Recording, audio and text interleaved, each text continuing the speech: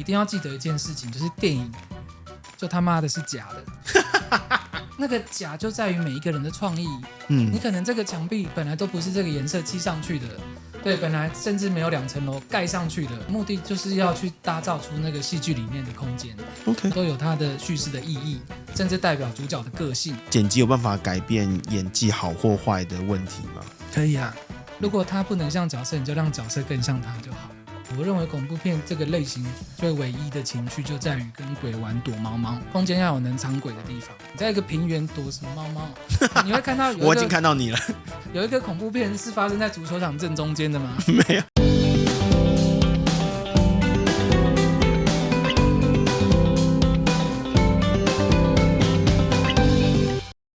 今天很开心呢，我们邀请到了金马金钟的剪辑师高明胜，我们就欢迎他。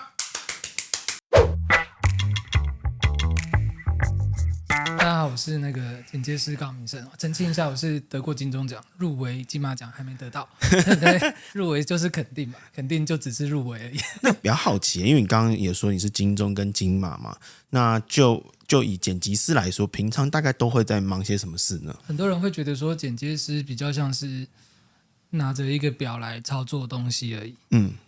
但我觉得现在这个时代应该没有这种工作了，就是一定要破除一个迷思，就是说剪接不是只有剪跟接而已，对，而是剪接也是在有点像是一个作家参与编写这个故事，重新整理跟重新编辑所有的说故事的方式。我可能要帮观众问一个好奇的问题，因为可能大多数的观众对整个影片制作的团队其实不是这么的了解，那就您所知道的，可以帮我们介绍一下说，通常一支片在制作的过程当中，会有哪些角色呢？我要先强调说，有各种不同的合作模式啦。那我只是用其中一种的合作模式来跟你们介绍每一个职位在干嘛。通常一个案子的起源是什么？很多人会以为是导演的创意，或是编剧的灵机一动，或是谁突然间被雷打到，觉得我要拍片。但实际上不是哦。一部片子的起源通常就是一笔钱。对，那笔钱可能是说文化部要开辅导金补助了，对，而且这笔钱甚至还指定说我要什么主题，对，有时候会这样。基本上这个公告一贴出来，大家就动起来。例如说，今年要找个短片，希望更多的是警匪类型的，那所有的制作人就会开始打电话给编剧说，你有没有刚好有写警匪类型的片子？然后编剧很久没接到电话了嘛，对，编剧就说有，可是他的抽屉里面可能只是一个家庭亲情剧，赶快把爸爸直接改成警察，给我3天我修给你。有的时候不是直接找编剧，而是说他们公司有一个企划人员，企划人员就会根据这笔钱所需要的东西，然后开始去找题材。然后开始去做一系列的，我们叫田野调查，就是各种的情报收集，对，然后来去看哪样子的故事值得写，然后他们会写出一个计划书以后，才去找一个编剧说我们要写这样的故事，你可不可以帮我写？有的时候这个时候就会找导演进来 ，OK， 对，可是大部分时候这个编剧就是导演，对，因为台湾的导演很喜欢自己编剧，对，这个过程叫做开发，他们会在这个开发过程努力。而这个过程通常会是2年到5年之间，这么久，很可怕。那如果说我是菜鸟，那我不是都没有钱呢？所以说理想的状态下，这2年到5年都得执行。所谓的职业编剧是领这种钱，但当然知道台湾不是个太理想的地方，所以很多编剧在这段时间是不执行的。这样子的雇佣的模式是留不住人才。OK， 好，原来那如果说假设这个是顺利进行的话，那假设也获得预算，那之后会怎么进行呢？准备要拍，好，通常准备要拍的时候，他们才会再来审视这个剧本能不能拍。剧本能要钱跟能拍是2回事。不是已经先确定好可以拍了？执行上一定会有很多的困难。所以说，来讲这句话的，通常就是叫做制片的角色。我觉得制片比较像是一个总管吧。OK， 对。帮那个导演执行梦想的总管大人 ，OK， 对，然后他就会开始把每一场或是这部片大概需要的预算的细项去评估出来。他不会说我一看就觉得这个需要更多钱嘛，口说无凭，他会把它列一个预算表出来。所以说那已经报预算了，那他可能会在那预算表上面列那个可删除的层级，然后给导演建议，然后他们还要再重新修一次剧本。OK， 对，所以这个我觉得至少做的电影行业、戏剧的行业，我认为它不是在创作。又或者说它不是那么的简单的创作，它比较像在制作一个产品。好，所以在开拍之前会再努力的再修剧本，对，然后但同时呢，其实制片跟他的组员们，他们就会开始进行各种的找场地啊，找演员啊，然后带摄影师去看场地啊，你喜欢哪个场地比较好拍啊？导演也去看啊，还有一个叫美术指导的，他就是负责去那个陈设场地啊，然后跟摄影指导一起协调整个影片的色调啦。哦，有一件事我已经跟大家讲了，就是说一定要记得一件事情，就是电影就他妈的是假的，不要再觉得电影是真的，因为什么？因为我就是造假那一个人，你知道吗？电影怎么会是真的？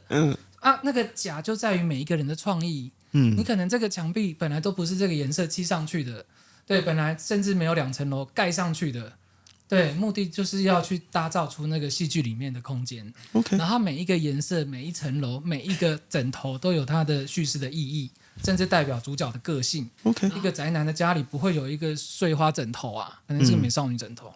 可能 OK，是一个比较直男的、比较不修边幅的枕头，但绝对不会是个很干净的枕头。这些都会在考量里面。我考量这么细对，节，甚至说他的卧室大部分是夜戏，对，都在睡觉的时候，枕头可不可以不要是黑的，不要是深色的，我要是白色的、亮的，因为我这样打光脸比较看得出来。所以这些都是美术指导，美术指导跟摄影指导去协调出来。 OK， 对对对，所以在整个前置期上大概也会花3个月左右。OK，然后开拍就是大家所想象得到的，有灯光师啊，有演员啊，有化妆师啊，有各种那种开一台车出去几十个人、几百个人出去拍嘛。那些拍摄其实还算快，就是30到40几天就会拍掉一部电影。那其实蛮快的，对对对，是算慢，算慢的。因为好莱坞最大的片子也才拍3个月，他们的预算是我们的100倍哦，可是我们的拍摄时间是他们的1/3哦。我靠 ！OK， 拍完以后就开始进后期。后期就会先进剪接师这里，对，然后剪接师就会开始着手进行整部片的剪接，对，然后剪接的过程大概3个月左右，我自己剪一个版本大概1个月，然后导演进来修差不多2个礼拜到3个礼拜，可是还要给很多个投出品人资者各方面对看他们还要看，然后反复的修改，然后大概会在1个月，然后这个时候就定剪，定剪就是说画面不会再调整了，顺序不会再调整了。然后这些都不调整以后，才会再进行后面的配乐，同时找音效设计，同时找调色，同时找动画师，大概就这些。然后之后再把全部东西汇整在一起，到后期公司汇整在一起。导演那段时间就要同时的 check 很多东西，所以导演在剪接的时候看的是没有调色的、没有动画的，都要靠想象的，就好像一脑3用这样子，全部都要靠他脑袋瓜想象出来。对对对对，然后他最后全部组合在一起，他再 check 一次。然后大部分的时候是很难回去再修改的，做了就要付1次钱嘛。对，所以就很考验导演的能力。导演在后期的能力是非常重要的。OK， 对，会省掉很多钱。开发完拿到钱以后，到电影上映，通常会2年。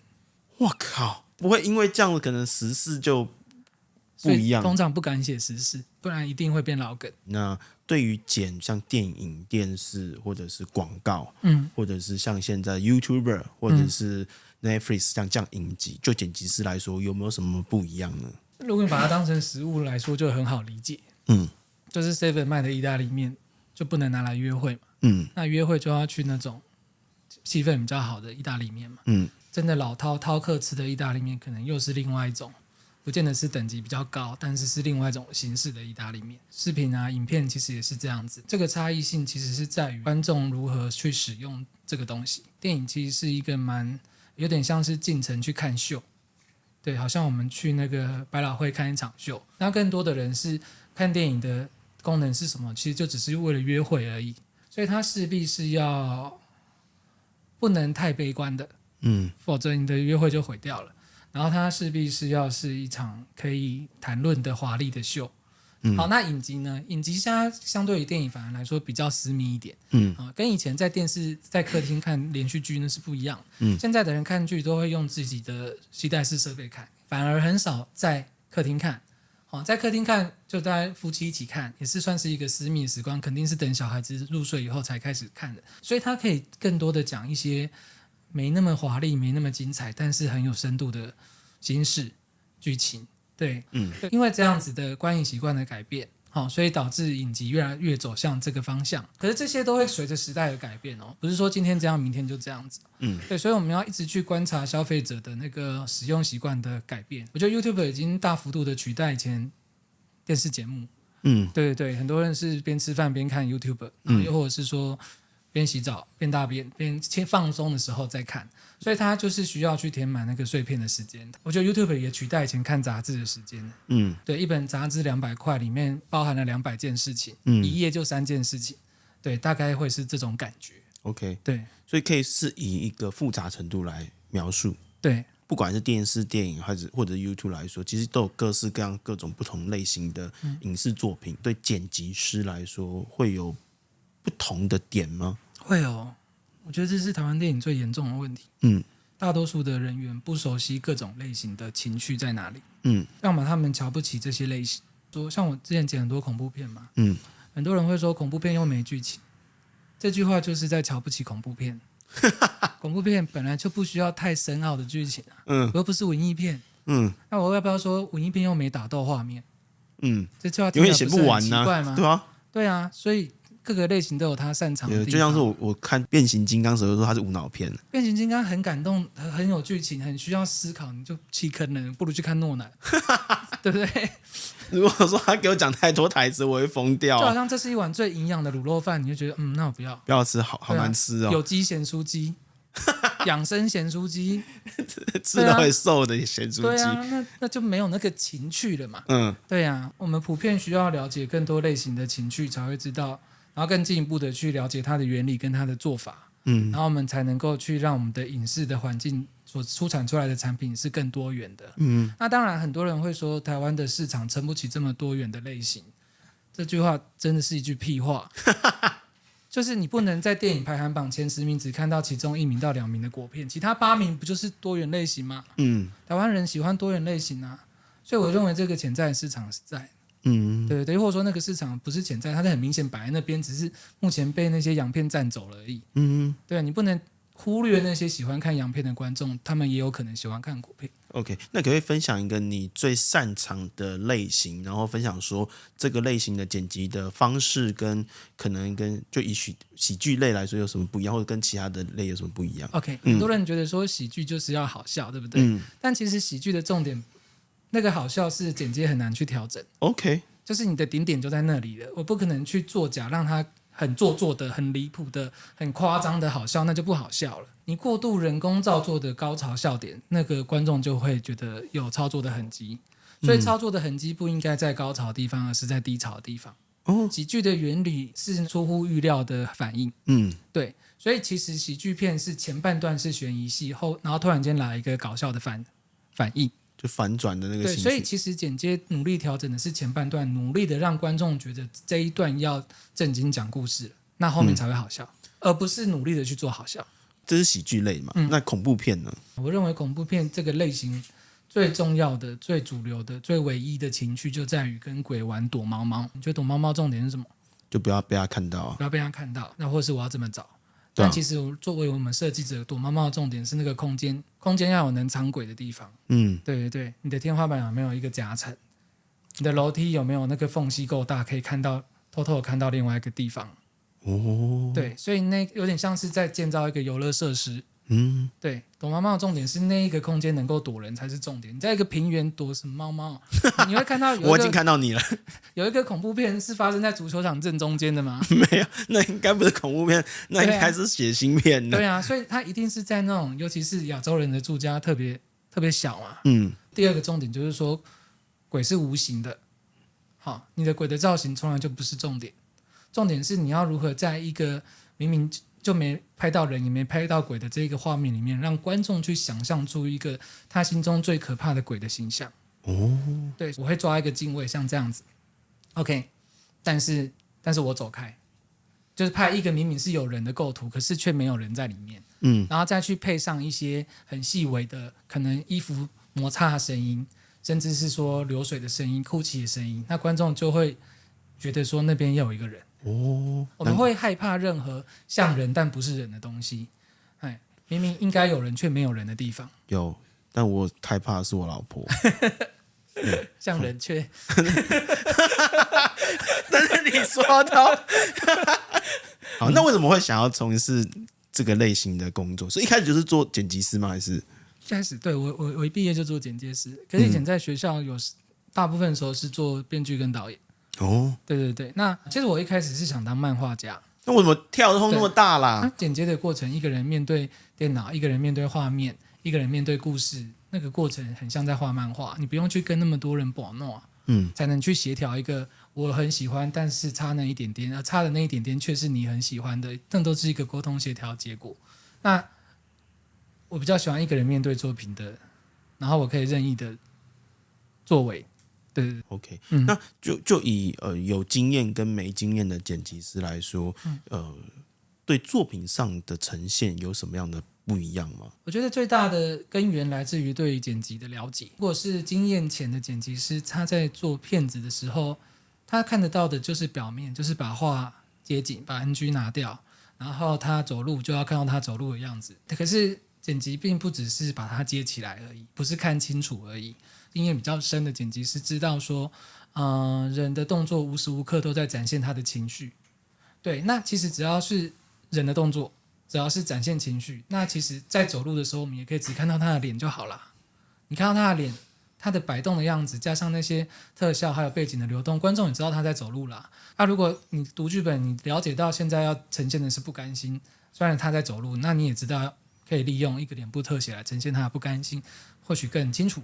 又或者是说那个不甘心是更寂寥的，你可能放一个大远景，甚至是一个空景，火车开过去之后乍然无声这样子，对，然后是不是就更加的不甘心？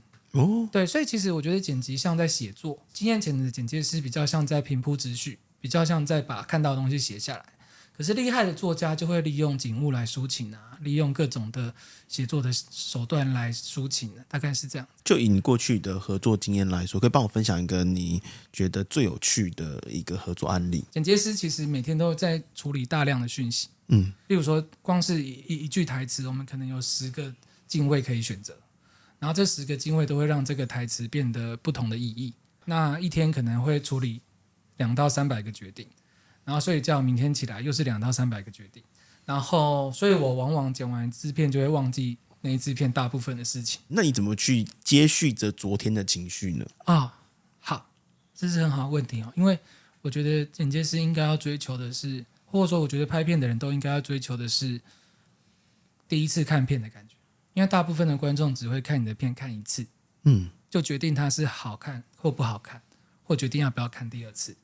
对，那所以忘记是好的，因为你每次都是可以当成全新的观众来看一次。所以很多人都会说，这部片我看了很多次，我才发现有一个缺点。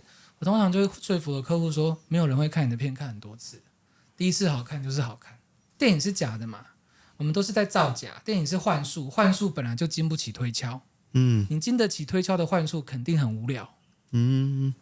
这个或许可以跟整个行业讲，经得起推敲的电影，对，那你就看会不会很平庸，自己去评断。往往是第一次的那个稀里糊涂的，然后那个非常高潮迭起的电影叫高潮迭起嘛。那你的情绪在高低起伏的时候，你的理智是恍恍惚惚的吧？好看电影都是这样子你不能用理智去推敲你的作品。OK， 对，所以可以说不要太吹毛求疵吗？还是吹毛求疵的应该是观众情绪起伏的点，而不是那个像个检查错误的方式去检查。这个头发上一个是翘的，下一个是垂的，没有人会去看头发剪辑有办法改变演技好或坏的问题吗？可以啊，是可以。那有没有遇过那种演员也很烂无法救的状况？我觉得都可以救得了。对啊，演得好不好的关键不在于他多么会挤眉弄眼，又或是他眼泪多快的挤出来。演得好不好的评断标准是他有没有像那个角色。那有遇到完全不像的吗？角色的定义是我们在定义的。就等于说你就是像创造神一样，你来决定他的赋予他的个性各方面。如果他不能像角色，你就让角色更像他就好了。OK， 对。但是他这样会不会变得跟故事的塑造的形象跟原本不一样？对不对？反正原本那个东西没人会看到。很多人在创作都很纠结，说这个跟原本一不一样。原本东西不存在于这个世界上，只有结果才会存在于这个世界上。因为你在看片的过程中，其实早就忘了他当初的设定了。不是没有人知道你原本的构想。你的片子上映了，全球上映了，请问一个住在纽约的人会知道你原本的东西吗？不到处宣扬你原本的东西，想怎样，最后拍砸了、拍烂了，那大家会怎么知道你原本的东西？而当你宣扬这件事情的时候，大家也只会觉得说你没有这个能力去把你原本的东西执行出来。我们永远都是顺势做，我们不要追求改的跟原本一样，那就代表你没有越来越好。就是你拍的东西跟你想的不一样，不代表它是烂。对，你只要顺着它走，往往就可以更好。你不会觉得像这样的情况是会减疼阿赞吗？不会啊，为什么？就比如说有些人就可能会觉得说，如果他演得很好，那我就可以顺着剪嘛。那如果他演不好，我就变成是我要花更多的时间重新的去改变这个过程。但这就是我们可以收高价的价值。对啊，他们付那么多钱，你好正面能量哦。没有，还是很消极。就是说我小时候觉得说工作做得越厉害，工作要越来越轻松。可是这个行业的工作做得越厉害，工作是越来越难做。OK， 对，因为我们是手艺人嘛，就是越难的活才越需要越高明的手艺人。所以你问我说电影有什么地方是骗人的？全部都是骗人的啊。见鬼的事情也都是虚构的啊。他们谈恋爱也是假的啊，都是演的啊。他们搞不好男女主角各自有家庭啊。但我觉得大家也不用太灰心啊，就是说，对你现在害我就不想花钱去看片了。这个行业就是说，我觉得电影的本质是我们用真的东西来造假。就是说不管怎样，演员他的眼泪，他势必在演的时候，他是想到一些他自己过往的回忆，哭的那个悲伤是真的，以真造假，以假乱真，来混乱你对于真实的界限。所以其实整个看电影的过程中，比较像是观众跟电影提供一些刺激，然后让观众进行属于自己的幻想。这有什么好？你会觉得电动是真的吗？电动不会是真的但你很享受嘛？对啊，对啊，就是这样啊。对啊，尤其是在玩一些好玩的游戏的时候，对啊，就是你真的话就要付出很多代价。对，我说砍杀，不是那种推进的游戏。OK， 我们很享受。所以其实有的时候电影就是假的，我们才喜欢啊。我想到一个小问题，我不晓得怎么解决。就是我每次在看国片，我不晓得是不是因为国语是我的母语，所以我对语言的这个情绪对会比较敏感一点。因为我看好莱坞或者是其他非国语的片子，我都认为他们的演员相对蛮会演的。但是我在台湾常看很多片，就是会觉得明明他的这个情绪说出来的话，应该是那个话带一点情感跟这个氛围的，但大多数的演员都忽略了这一点。我觉得这可以分几个层面来讨论。第一个层面就是说，很有可能好莱坞他演归演，他演也是那样，可是他们所有声音都是后配的。可以这样子哦？可以这样子。那当然就可以到位了，因为就是可以后面重新再。对。这是我认为这更可能是这个原因。然后可那个很贵。就是因为你要配声音，你不能只配对白而已，你连环境音、连所有的衣服摩擦、呼吸的音效，全部都要做，那个是一笔很庞大的开销。那当然，那个是要你的市场够大，才能够投入这样子的成本。我自己有一个的推论，就是说会演戏的人，他在声音的控制的情感面是控制的很细腻的。我认为这个是最难达到的。这倒是有。对，因为这个是我每次在看片时我会专注的一个点。那这个也是有缘由的啦，就是说台湾的影视的发展从各种时期一路转到有点偏纪录片，他们所谓偏写实嘛，但实际上在影片的类型上是偏纪录片。那他们觉得那个是更加真实的。对，例如说新电影的时候就是有这个趋势了。然后呢，甚至说到了那个以前偶像剧刚开始的时候，他们找年轻演员，也都是要找那个自然不造作的。然后慢慢的，这些表演的技巧都慢慢的被忽略了。找一个流氓的角色，我就找流氓来演就好了。对，我要找一个帅哥，就找一个帅哥就好了，甚至是不用化妆的那种。但是就少了那种造假的能力。一路往真实的方向走，就会变得说很容易被用真实拿来对比。可是关于真实，所有活在这个世界上的人都有自己的说法，所以我认为在影片上只呈现真实，就很容易说你的真实不是我的真实，又或者是说你的影片的步调会很慢，因为真实的进展是慢的。可是我们往往可以在一部片里面就看到一个人的一生，那个步调是很快的。那当然，那个台词要更精简的，那这种精简的台词，你用很真实的表演，就会有违和感。对对对对。OK， 那像这样的情况下，剪辑是有办法处理的掉的吗？可以啊，就尽量少讲话。对啊，就是很多时候眼神就可以代表很多意思了嘛。就例如说这样讲好了，如果你想要约一个女生晚上去看电影，你会怎么约？第一句话，被小干不？没塞啦，通常嘞。就会问他说晚上有没有空，要不要去吃饭啊？对，你会问他要不要吃饭，你不会说刚好我手中有一张电影票，晚上要不要跟我一起去看电影？这个太老套了吧？可是戏里面都这样演，就很糟。就是我们人不是这样讲话的啊。我们更多的时候就是，你今晚有空吗？你光讲这句话，对方就知道你要约他了。对。这会再更破题啊！就晚上要去吃饭。对啊，这些台词也只是为了传达情感而已，所以有时候情感传达到就够了。又甚至说这一场戏会说，那个小美转头看你，然后她的眼神，你的眼神就可以接下一场戏，甚至不用邀约。对啊，所以你是透过这样方法更加有悬疑性。对啊，让观众更多遐想。那如果说今天有观众觉得这一集分享的还不错，那你也想要获得简故事的这本书的话，那再麻烦大家帮我们这一集的影片当中按赞，然后帮我们留言你对这集的感想，以及分享这部片出去，然后把相关的证据贴在我们的 YouTube 的那个社群平台，然后我们会随机抽出5名的观众，然后把阿胜老师他的那一本简故事的签名书，然后分享出去，然后所以再请大家帮忙多多的去按赞留言，然后订阅我们频道，然后分享出去，谢谢大家。剪接这些所谓的鬼片的过程当中，有没有遇到一些有趣的案例呢？有啊，喇叭就冒出了小孩子的笑声，说为什么？为什么？哈哈哈，为什么？循着那个声音找，我就在窗台旁边发现他头一直不停地在抽搐，他说我当时想说，干你娘是在演鬼片呀！然后我这个时候又想说，该不会开关是关的吧？干，最好是给我 on， 不要 off， 你看的时候是没有电池。嗨，我是小欧，你的人生好伙伴。